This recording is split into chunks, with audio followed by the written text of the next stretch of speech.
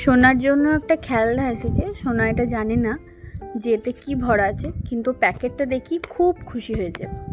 প্যাকেটটা দেখি প্যাকেটেও খেলা করছে, প্যাকেটটাকে নিয়ে বেড়াচ্ছে।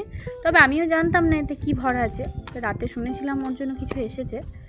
তো তারপর আমি সকালবেলা এসে দেখলাম যে প্যাকেটটা এখনও সেভাবে কাটা হয়নি, তবে প্যাকেটটা কোনো কারণে ফেটে গেছে। তো প্যাকেটের এখানেই লেখা আছে যে কী আছে এতে। তখন আমি বুঝে গেছি ওটা কী, কিন্তু ছেলে সেটা বুঝতে পেরেছিল যে ওর জন্যই কিছু। তাই ও অতি খুব খুশি, ওতে নিয়ে খেলা করছে, ওখানে পা দোলাচ্ছে, ওখানে তো আবার শুয়েও ছিল, বসেও আছে। অতি ও এখন সব কিছু, ওটা এখন ওর সব কিছু হয়ে গেছে। ওটাও খুব পছন্দ হয়েছে। দিয়ে এবার ওটা খোলার জন্য ব্যস্ত করছিল, তাই আমিও বসে গেলাম খোলার জন্য।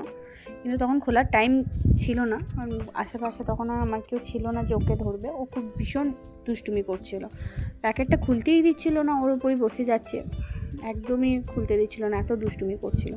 তারপর কোনো রকমের প্যাকেটটা খুলে দেখলাম, খুব সুন্দর হয়েছে, আমার খুব পছন্দ হয়েছে, ওরও পছন্দ হয়েছে। কিন্তু ওর সবচেয়ে পছন্দ হয়েছে চাকাগুলো।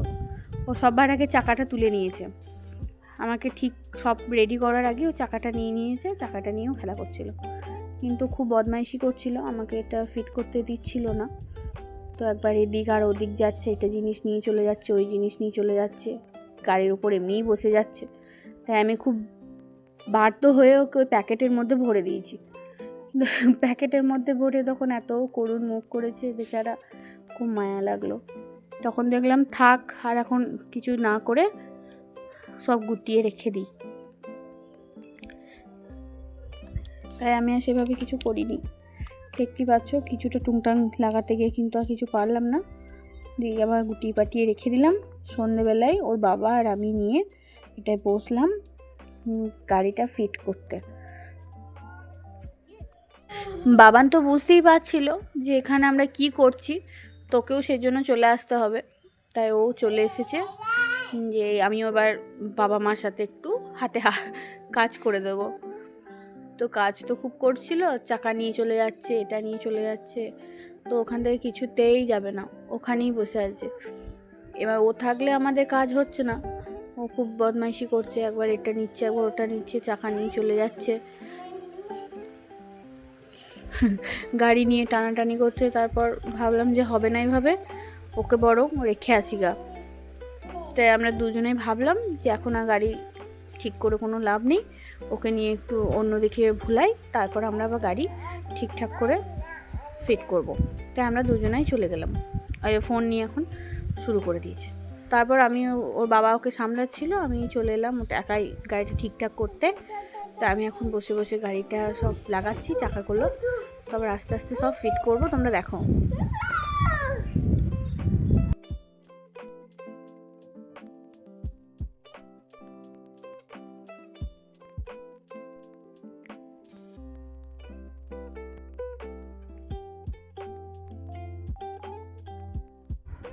চাকাটা লাগিয়ে দিয়েছি, এবার স্টিয়ারিংটা লাগানো পালা। তো স্টিয়ারিংয়ে মিউজিক হয়, গান হয়, তো আমি ব্যাটারি লাগিয়েও দিলাম, দিয়ে ব্যাটারি লাগিয়ে স্ক্রুটা লাগিয়ে দিচ্ছি।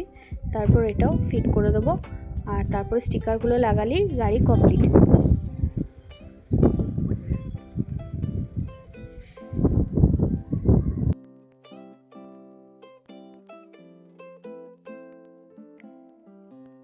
ওকে আটকাতে না পারে ওর বাবা আবার এসে একবার দেখে গেল আর কতক্ষণ দেরি আছে, ও খুব এখানে আসার জন্য ঝোঁক করছে।